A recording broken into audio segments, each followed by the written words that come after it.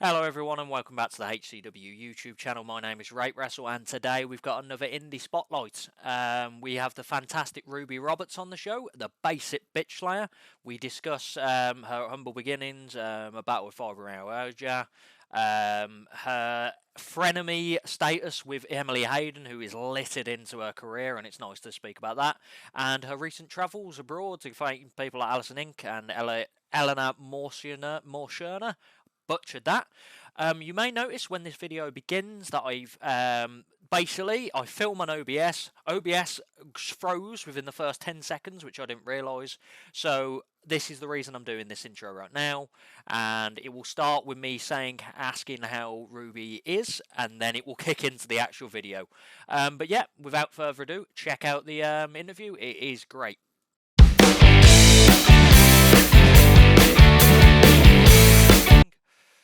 I'm doing fantastic. How are you doing? Yeah, I'm doing very well. I don't know, I'm really tired randomly. Like, I'd be working at this point, so I don't know why I'm tired.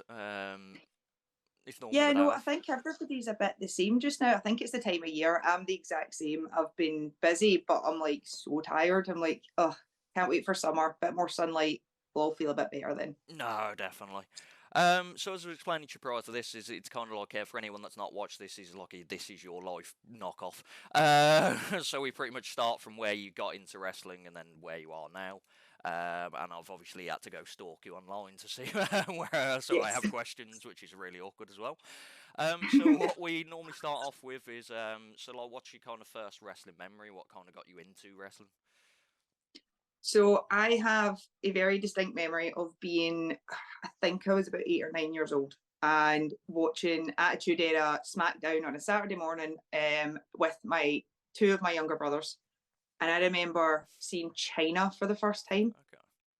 and just being like, I want to do this. She can do this. I can do this.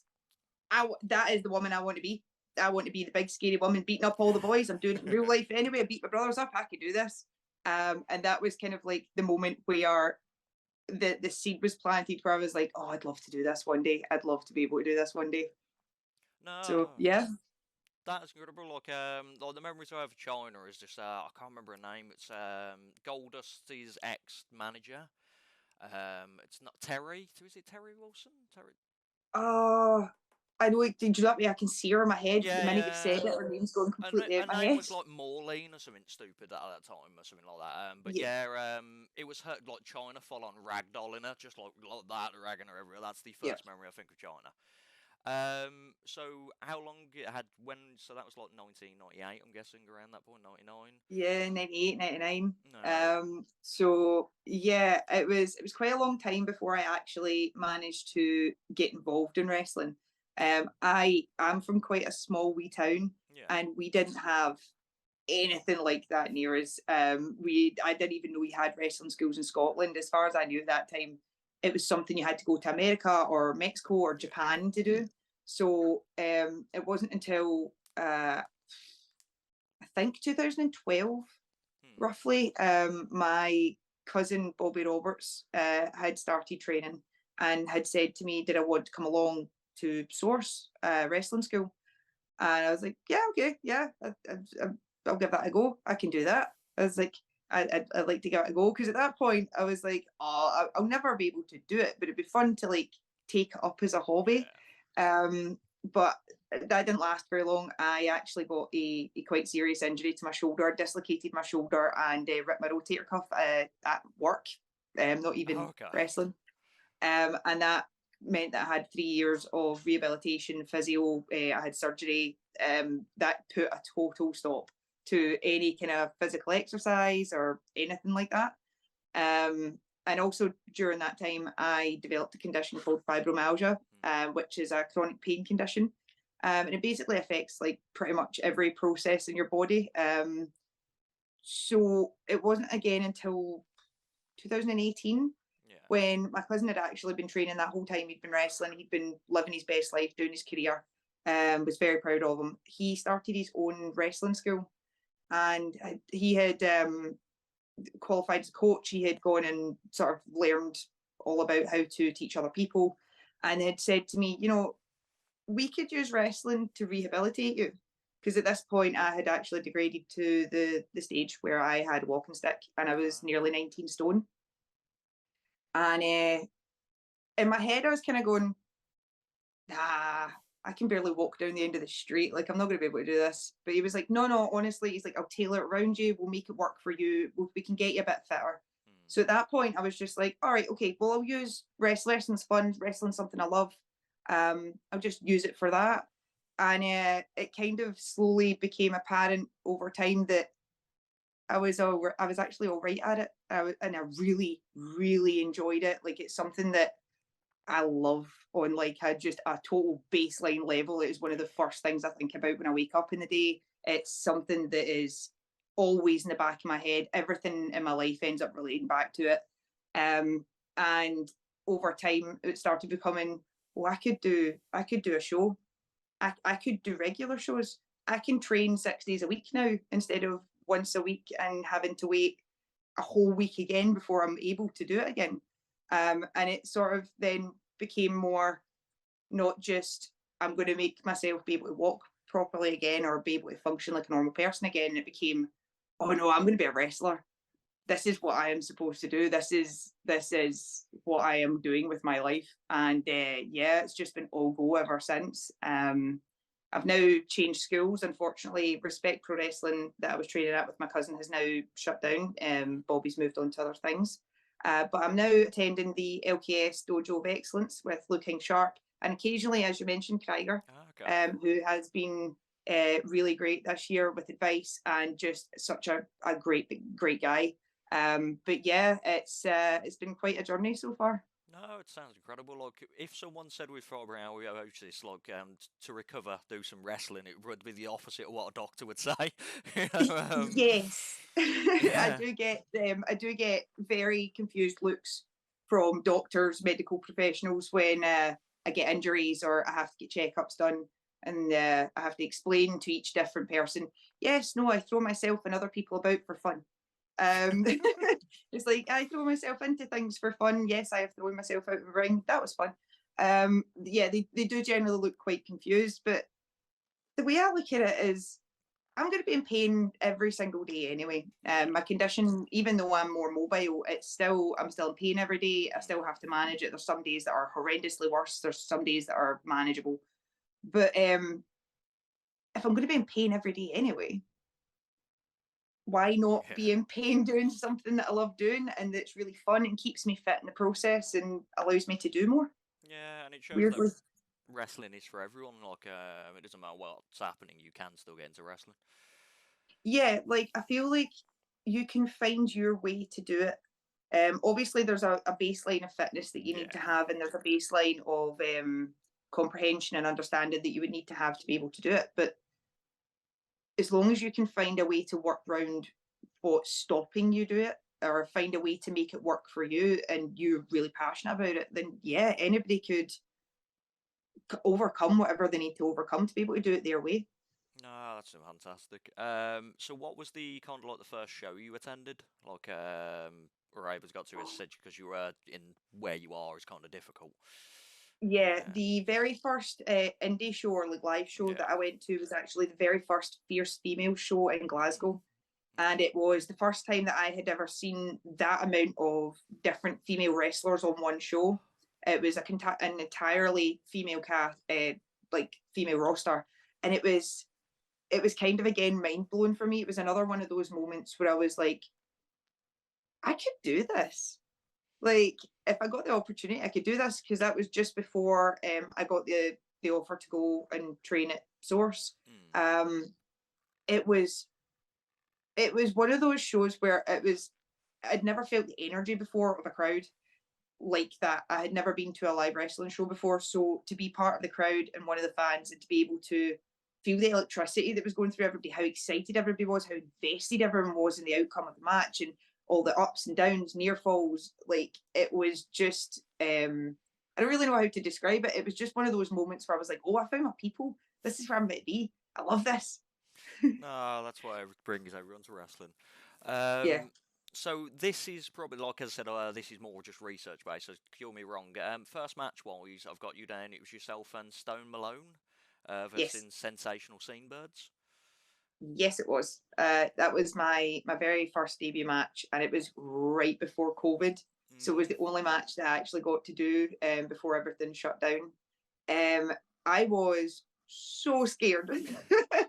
I I have never really been a person that could get up and perform in front of people or talk in front of people without getting super, super nervous. Yeah. Even though I always wanted to, I always had that anxiety there.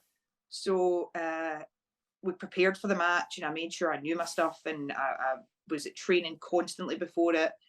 But on the night, I'm standing in front of the curtain and I'm waiting, and everyone else is already out. I'm the last person out, and I'm waiting and I'm waiting. I'm getting so nervous and I'm physically shaking. And I turn around to my cousin and I'm like, "Oh, I don't know if I can do this." And he was like, "Right, you have two options here. You can either go, or when that hits, I'm going to push you and you're going." He was because you've worked so hard for this, you're not doing this. I was like, right, okay. And he goes 1, 2, and before he hits 3, he just pushes me, and I'm out the curtain, and I'm just like, hi, okay. Yeah. But it went so well. I did, however, get slightly lost. I There was a part of the match where Emily Hayden takes me out. I've been hitting head. I'm down, and I'm kind of waiting to get back up, and I'm suddenly like, I don't know what's happening right now. My head hurts. Yeah. What's happening? And I look up, and it's actually my niece is standing there, and she's like, get up, get up. Are you okay? Or get up, get up. And I was kind of like, oh yeah, okay, no, this is fine. And I remember what's happening. It was just that kind of moment of, oh, I hit my head really hard, and kind of didn't know what was happening, but got back up. The rest of it went fantastic. I actually hit my first senton ever in that match. In a match, It was kind of yeah. called to me. Yeah, it was called to me, and I hadn't actually tried it before. And they were just like, "Go for it!" So I went. It went okay. I did right land on Christopher Saint, though, knocked the wind right out of him. But all in all, everybody got out of it okay, and I had a great time. It was a real honour as well to be able to tag with Stone Malone, who I consider a really good friend now. It was the beginning of a really funny and weird friendship. But yeah, no, it was really good. No, that's incredible. And you did pick up the win as well, which Yes, I did. Although it was quite funny after Emily did get me an absolute dallion with her belt. She was not happy with the result at all.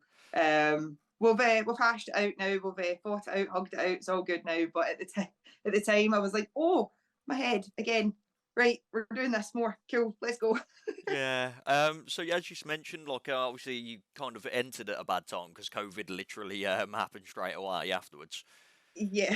So what we normally do during this period is kind of discuss more about yourself behind it. So like normally we ask like stuff like so what kind of music are you into? Oh, I have quite an eclectic taste in music.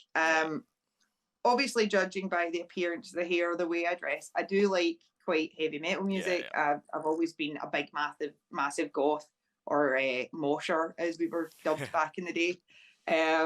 So I've always been a huge new metal fan, like huge, to the point where I've dubbed myself the new metal queen because I love it. I'm never letting it die. I don't care what anyone else says.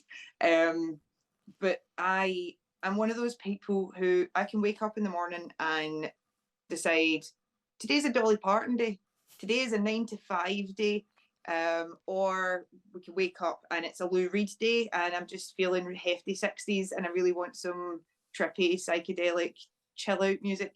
It just totally depends. Or the classic of today's gonna be a good day, we're gonna put some Slipknot on at absolute maximum volume and hope my neighbours don't hate me too much. Yeah, like it's because I was like that as like I was proper into like, just metal, but then I started working at HMV, and you just Yeah. kind of get used to hearing so much different music, and that's I like that, and then it's kind of like my taste is the most random taste in the world now. Yeah. Like I think that's better though, because you can hit out, if somebody asks you for a music suggestion, you can hit out with anything. It can be literally anything from one end of the scale to the other. And I think it's quite funny to just be able to throw a really hefty random song in there. Like one of my favorites is just to suggest Ballroom Blitz. I can never remember the name of the band that do it. I always just remember the name of the song. but it's like Ballroom Blitz, and it's just this pure hefty, random, like upbeat, funky song. I just love it. So what we do as well is basically I got challenged by a guy called Cormier Cray to have like a top 3 artists on Twitter poll, and he absolutely he challenged me, and then he absolutely ruined me by basically my top 3 artists. I randomly picked was Avril Lavigne, randomly, Disturbed, and Oasis, and then his top 3 was Elvis Presley, the Beatles, and Queen, and it was like, how am I ever going to win that? He's literally gone for what are the most popular albums that sell over and over again, and people will never stop buying them. These 3. Yeah, so it's kind of like instantly. So now it's a running gag that every person I get on, we do a poll, we do a Twitter poll, and see if I can beat them. Probably still not going to happen. Okay. I've only beat 1 person out of 4. So who would be your top 3? Actual top 3? I don't want Queen, Beatles. See, this is a huge, huge, huge question. I am so indecisive. Yeah. Especially because for me, it really depends what mood I'm in, what my top kind of music would be at the time. Obviously, I mentioned Slipknot. That is one that would, for me, have to be top 3. They were one of the first kind of new metal bands that I got into. I remember being, again, like 9 years old was like an age for me, man. That's when I was like, I suddenly turned into a wee goth, and I was like, oh, I like wrestling. And I started doing judo and like all this other stuff. But yeah, the Slipknot were like one of the first bands I got into, so they're definitely up there. The other 2, that's gonna be a lot. See, I feel like Queen does have to be up there. I know it's already been said. I don't mind that it's in there. It's just long as you don't just go ultimate Beatles, right? Yeah, no, definitely not. I do like the Beatles. I have an appreciation for them. I grew up listening to them, but they're not something that I go to very often to listen to. My son does. Yeah. My son is 16 and he's going through his whole music discovery thing just now. And yeah, he is blasting the Beatles constantly, which I do absolutely love. Like, I kind of, because he started off on a bit more of a potentially going down the MGK route, and I'm like, oh no no, son, that's not real metal. No, we stay away from that. And then he's just redirected and went Beatles, Nirvana, really chill. I'm like, right, cool, I am 100%. Yeah, I'm fine with this now. Yeah. And I think, yeah, and so Queen, and I think the third would probably be Nirvana. I'm gonna go with the 3 that I grew up listening to the most. So Nirvana, Queen, and Slipknot. I feel like I've lost, but fair enough. I'm hoping eventually, because what I do is I tag the artist in as well. I'm eventually hoping someone like Avril Lavigne just retweets and I'd flukily cheat to win. That's how you never know, because she started responding to certain people on TikTok and stuff. So you never know what could happen. So that's how I'm going to cheat to win. That's pretty much how it works. And are you like a film buff at all? You into films? Yes, I say yes. I love films. I love horror films, but I also struggle to find time to sit and actually watch films these days. It's something that I did a lot more when I was younger. I used to watch. I still have an enormous DVD collection because I'm old and I refuse to let go of them. But yeah, especially horror films. I love horror films. Okay, what's kind of like your favourite ever film, if you could think of one? I know that's a hard question in itself, really. It's a huge hard question. I'm the type of person where if somebody asks me things like this, I'm like, right, how long do you have? Because we have subcategories, we have categories, we have. Right, okay, so if I was going to go for, like, so I love horror. If I was going to go for, like, my favourite horror film, it's actually such a cheesy option, but it's Scream. Oh, no, it's a classic, though, isn't it? It was the first horror film that I saw. It came out in like 96, and by the time I saw it again, around about 9 years old, sensitive theme here, about 9 years old, I saw it on Channel 4. I snuck up to my mum's room. She had a TV in her bedroom, and we only had the 4 channels on it, and I just put anything on and came across Scream and was just instantly like, oh, I love this. Oh, I love the gore. Oh, I love the campiness. And obviously at that time, I didn't get all the references. So see, as I've grown up, I've then watched it again and again and again and found more and more and more horror references in the film as I've gone on, which has made it kind of almost like grow up. I've grown up with it, but it's also like become more I don't know what the word would be. more interesting as time went on, because it didn't just stay this one thing. It was something that I got to grow up with and discover through time. So yeah, big answer, but scream. No, that's fair enough. Like, me and my mates, we do something called Shocktober every year. So we watch like a horror film every day of October. Yeah. Which it can be draining, but it's also like you find some random good classic films, and then you find some absolute terrible, cheesy, horrible, awful films. I went through a wee period on YouTube where I would just look for the worst movie reviews of horror films. Yeah. Just like the absolute worst horror films that I could find, like the cheesiest, most like Z-list, crappiest effects, because there's almost like a sick pleasure in seeing how bad they are and still enjoying how hokey and crap they are. So we'll go back into some wrestling now, because that's what we're here. So I've got you up. So obviously 2019 in October was your first match, and then I've got next up. It wasn't until the 5th of November, 2021. There might have been some matches prior to that. I've got yourself, Pro 2, you versus Emily Hayden. Yes, there was one match prior to that.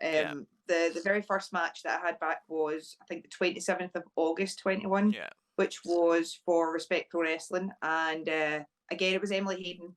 And it was, my first match back. And it was a very, very big deal for me. I had, during COVID, I came up with, I was really trying to think, like, who am I? Who am I as a wrestler? Because before 2021, I was just Rubi Roberts. That was it. I didn't have, there was no kind of story to me. People didn't really know who I was yet. And during COVID, I really took the time to work on my fitness. I lost a lot of weight. I basically just ran drills by myself. Thankfully, because my cousin still had the wrestling school at the time.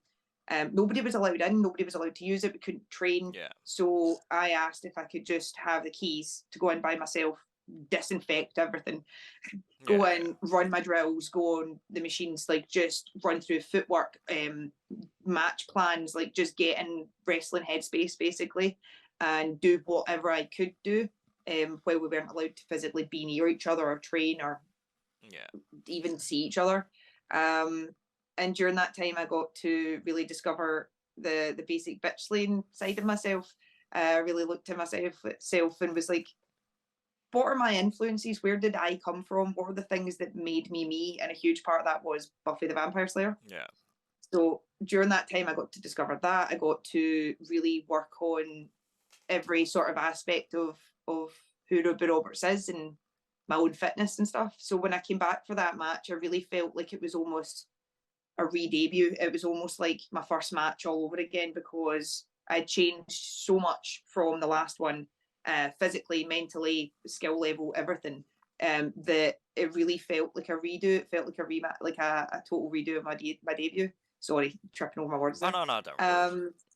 And it was amazing. It was so good to get back out in front of a crowd and just do what you love doing. And especially with Emily, she was part of the Sensational Scene Bird. She was in my first match. She's someone that I've worked a huge amount. We have, I feel like she's family almost at this point, to the point where like we fight, we make up, we are good friends, but we also like, we have issues. It's almost like sisters. Like, I love her to bits, but I also like strangle her sometimes. Like but it works because we have that chemistry in the ring because of that relationship, because we do literally treat each other like sisters and beat the crap out of each other like sisters, or maybe like brothers, don't know, depends who's more aggressive. But so it was really good to be able to do that with her, for it to be a singles match, for it just to be the two of us, and to really go out there and give it everything,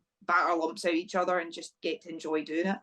Yeah, look, it's weird that you're so flowing with this. Like, the next two questions I was going to ask you've answered already. Sorry. No, I'm happy with it. It makes it easier for me. So where the basic bitch life came from, and then I was just going to mention you fight Emily Hayden a lot. There's a lot. She's just littered in your career, basically. Oh God, yeah. Like Emily, like I said, we're like sisters. We fall out, we fall back in, we kick each other in, we have a laugh.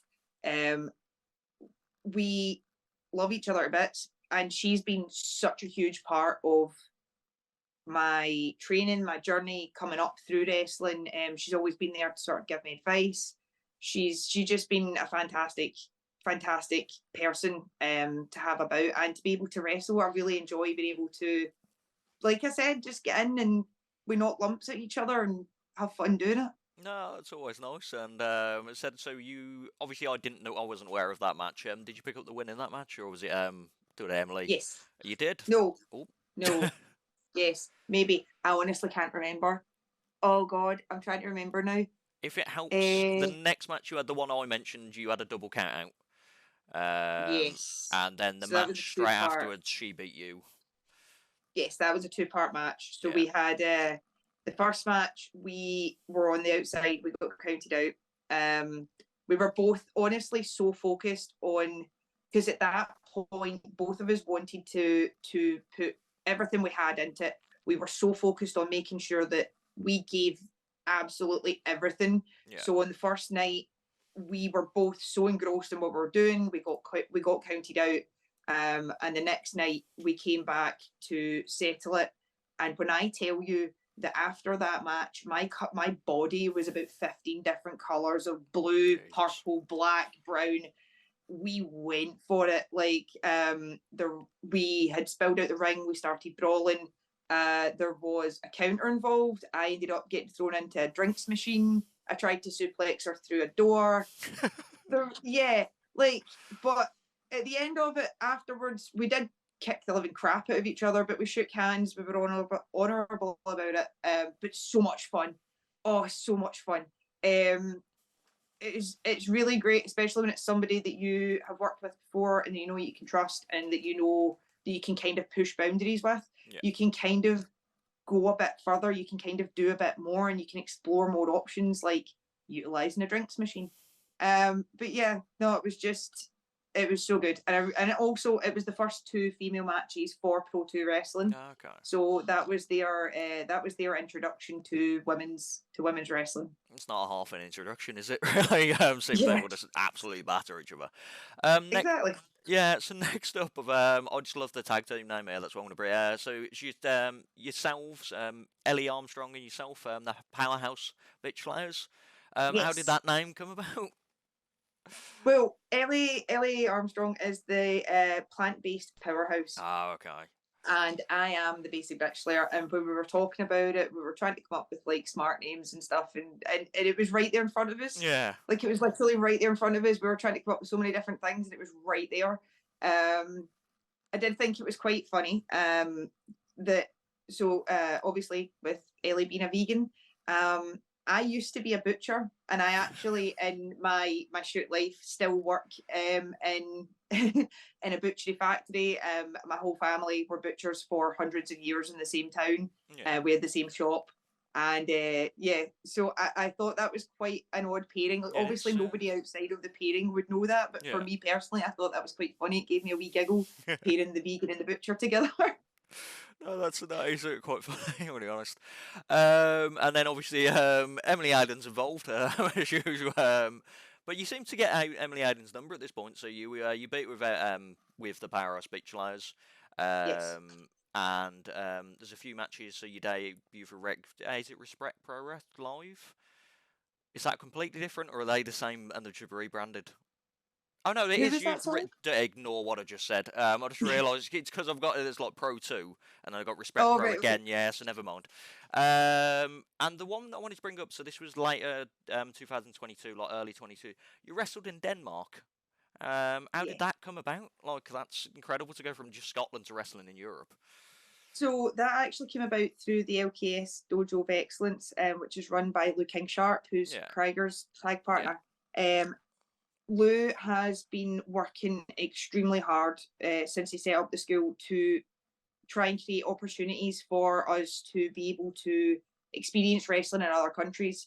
And through CCW, which is Copenhagen Championship Wrestling, he managed to get the LKS students a opportunity to go over, and I was one of the first students to do that, which was amazing because, like I said, my dream sort of progresses with wrestling as things happen, because there's been so many things that have told me I can't do this, or like I shouldn't be able to do it.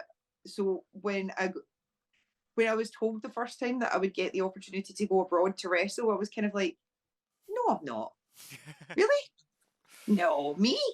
Like, are you sure? And they're like, yeah. I'm like, holy crap, right, okay, well, this is now part of the dream. We're just going to keep pushing till we can wrestle all over the world. Sorry, I nearly swore there. No, We're just I going to don't. It wrestle doesn't all matter. over the world. Yeah.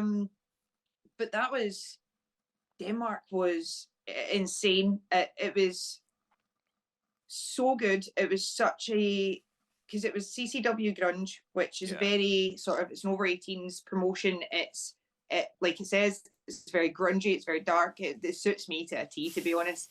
And I was wrestling a girl called Lexi Lux. Lexi Lux is a Swedish American wrestler, lovely girl, completely insane, in the best way, but like completely off the wall nuts.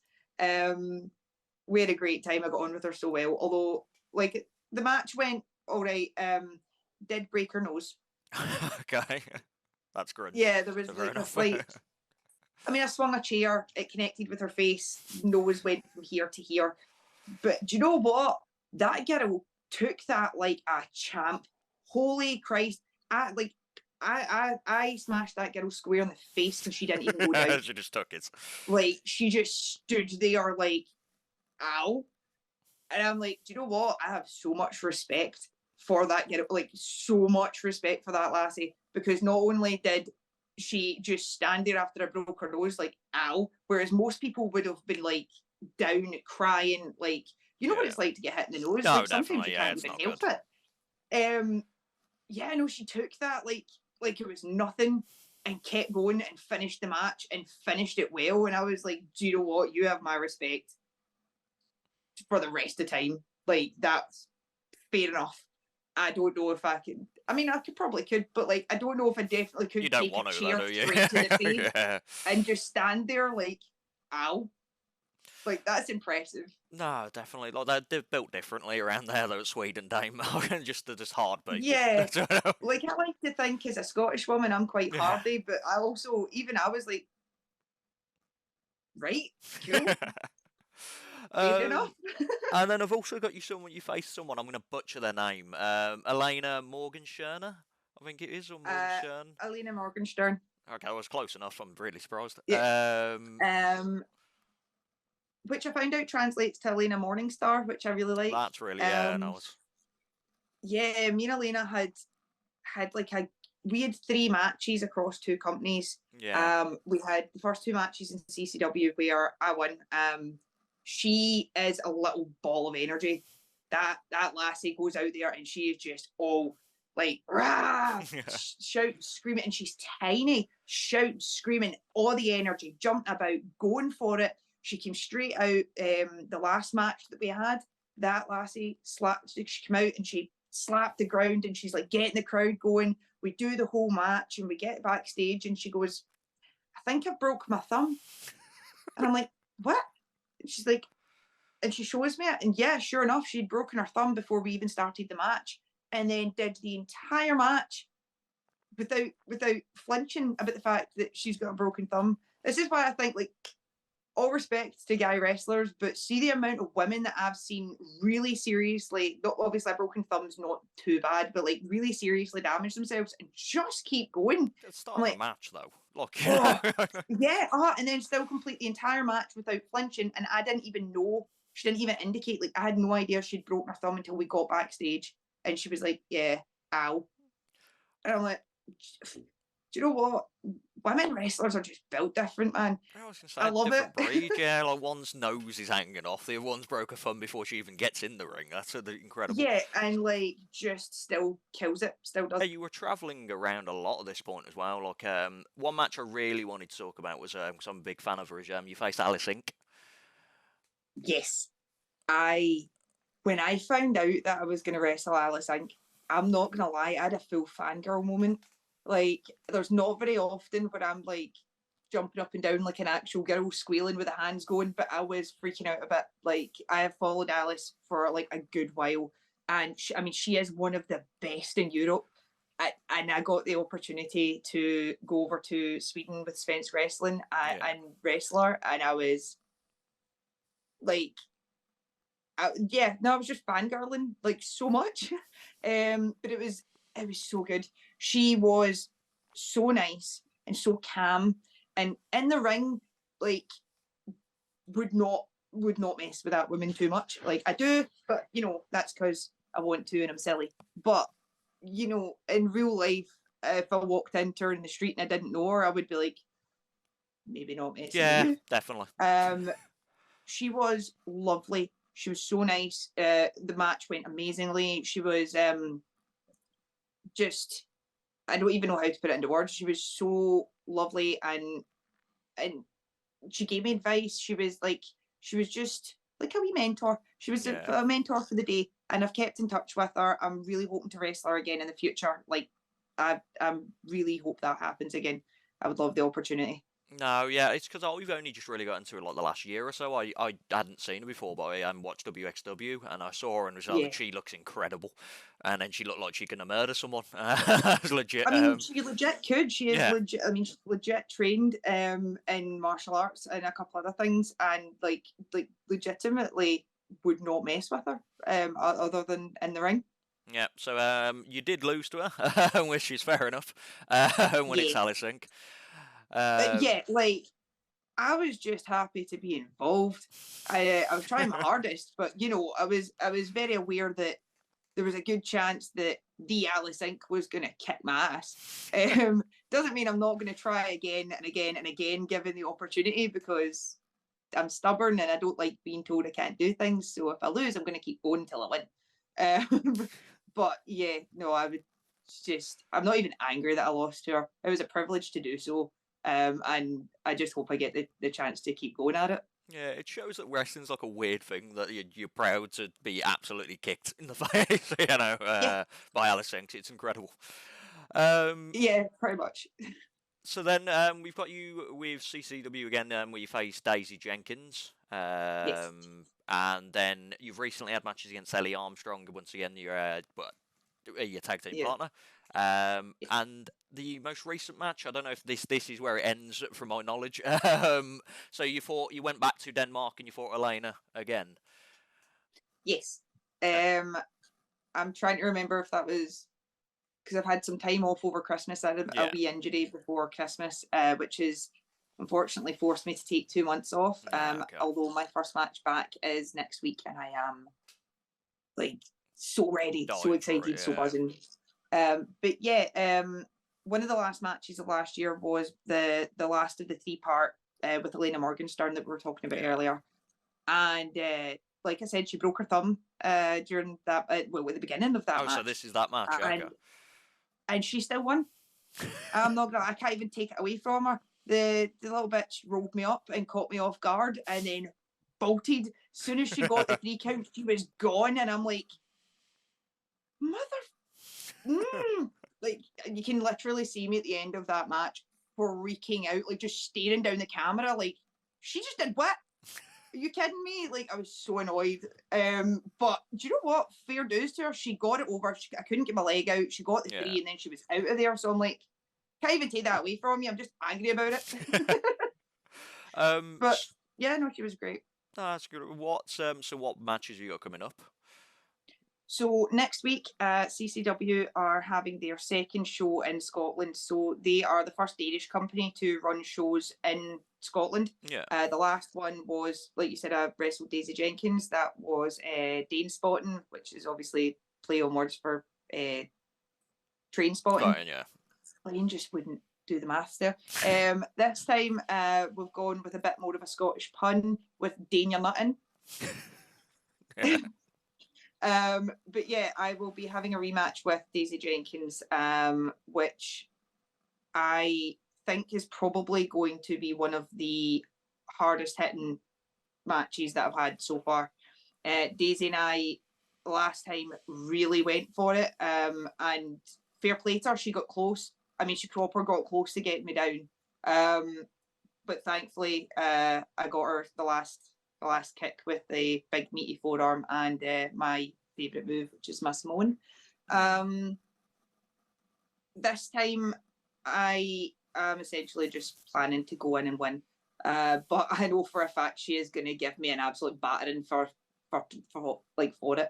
So we'll see how it goes. But I'm really looking forward to it. It's in Kirkintilloch on the 4th of March. Yeah. And sorry for the plug, but there are tickets still available on Eventbrite. After that, I'm in Stockholm the weekend after. I will be wrestling Regina for Glam at Stockholm Wrestling. Yeah. And I am so excited about this. It's the first time that I've wrestled for Stockholm Wrestling, and it's also the first time I'm wrestling Regina. And yeah, I can foresee us just battering each other. Like, I know I just keep saying it over and over again, but like, this is part of what I love about this. You just go in, you batter each other for fun, you see what happens, and then you do it again. But Regina is, again, another one of the girls that's really, really big in Europe. Like, she is one of the best ones touring Finland, Europe, like Stockholm, Denmark, Norway, and she's even been over here on ICW. So I'm really looking forward to seeing what comes out of it, who goes over, just how battered I'm going to be in the plane home. Looking forward to that then. Yeah. And normally what we do at this point, before we end the interview, is we ask a question. Actually, we've got one fan question. I completely forgot about this one. It's a normal special of ours. Is so in a movie that was based upon your life, who would play you? See, I always struggle with this question because I never think that anybody really looks like me exactly or is exactly like me. But if I was just going to give like a pure fangirl answer, I think I would probably want Eliza Dushku from Buffy, who played Faith. Okay. She was a huge, obviously she's older than me, but I don't care. Yeah. She was a huge part of what I based bits of myself around when I was younger. Like, I always loved the whole show, loved Buffy herself, but she was very cheerleadery, and the blonde hair and everything's quite summery, and that was never really me. Whereas Faith was all leather trousers, tank tops, tattoos. Like, I was like, yeah, that's my shit right there. So yeah, just complete fangirl answer, Eliza Dushku. That's fair enough. And yeah, as I said, with the question we normally ask is, so we go for like in the future, if you could have like a dream match against someone that's still wrestling now, and then the other side of it is someone that's either retired or who's passed away, who would be your answers for that? Okay, so obviously with retired or passed away, it would be China. Yeah. She was the very first person that I saw who I was like, oh, she's like me, I'm like her, I can do this. So yeah, China. She's also like twice the size of me, or was twice the size of me. I'm quite short. Like, she would have just towered over me, and I think that would have been a fun dynamic to try and work around. And then present day, funnily enough, it would have to be one of two people. The modern day China, Rhea Ripley. Oh, yeah. Because just again, I think that would be such a good match, and I'm very smashy. I go in and brawl with people. I'm a big fan of just going in there, and yeah, there's moves, but you're also just battering each other. That's how I grew up. I always like to joke that I'm a scheme wayne, which is a thing in Scotland when you grew up in like a council estate, and you're just kind of like one of those wee hard waynes. I always joke that I'm a scheme wayne. But like, you'd obviously have to change the tactic a bit because she could literally stand on me. So I would love to get in, and I'd love to work around that. And I think, do you know what? Just two big goth bitches battering each other. Who doesn't want to see that? Or there is one other person who's on WWE just now who I would and have always wanted the opportunity to wrestle for purely sentimental reasons, which is Piper Niven. Yeah, Piper Niven, when she was Viper in Scotland, was just one of the biggest Scottish wrestlers. Just not even female, just one of the biggest Scottish wrestlers. And she's now one of the biggest Scottish wrestlers on one of the biggest platforms in the world. And I'm simultaneously insanely proud of her, like so proud of her, and also really want us to batter each other. I'd love it. I just love that. So yeah, one day, hopefully. really. Yeah, like I was a big fan of Viper, and I was really happy for her at the Rumble when she came down back as Pippa Niven, and I was so happy with it. Same. I was so, because like, not to criticize Vince, not to criticize the network, but I just felt like the name Dewdrop never suited her. No, Like, see, having followed her career and having like known her, like it just didn't. It didn't. fit, Yeah, did it? she's got the Yeah, bubbly personality. She is just a lovely, bubbly person when she wants to be, and an aggressive, scary, scary, scary bitch when she wants to be.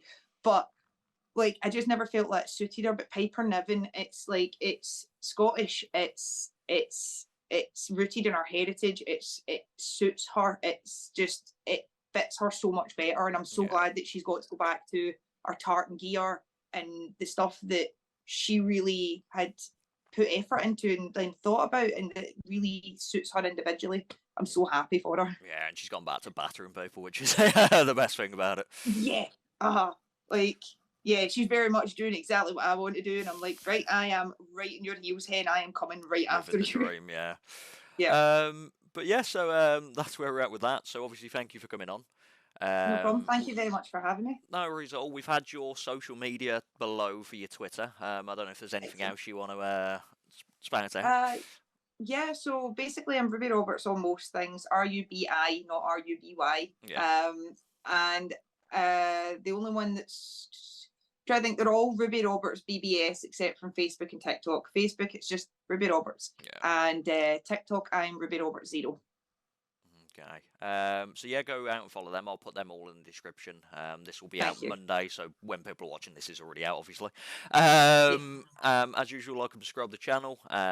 We'll be doing more of these. As you mentioned with the spelling your name, I got my guy who edits it to double check it, because Krieger, we spelled as Krieger, and it Yes. was for the whole of the video, and I was so depressed when I found out afterwards. Oh, do you know, it's even worse when you do it to yourself. I edited a TikTok video the other day and used auto captions, and I caught one of them and Yeah. changed it to Ruby Roberts. I didn't realise there was one right at the beginning, and it's Ruby with a Y. And once you put it on, it's on. You can't edit it. And I'm like, I got my own name wrong. Yeah, it's because yeah, I had to tell Kroger, I was like, oh, for the whole of your video, look, because it's ingrained on screen, I can't edit off your name spelt wrong. And he was like, yeah, it's fine. And I was like, okay, thank you. He was so lovely. But yeah, so as usual, like and subscribe, follow us on Twitter, Twitch, wherever else we're at. And we'll be back again with another interview, which we've got DP's film one with JJ Gale from Rev Pro. So that'll be nice to have on. Yeah. But yeah, once again, thank you again, and goodbye from me. Yep. Goodbye from me too. Thanks very much. Thank Bye. you.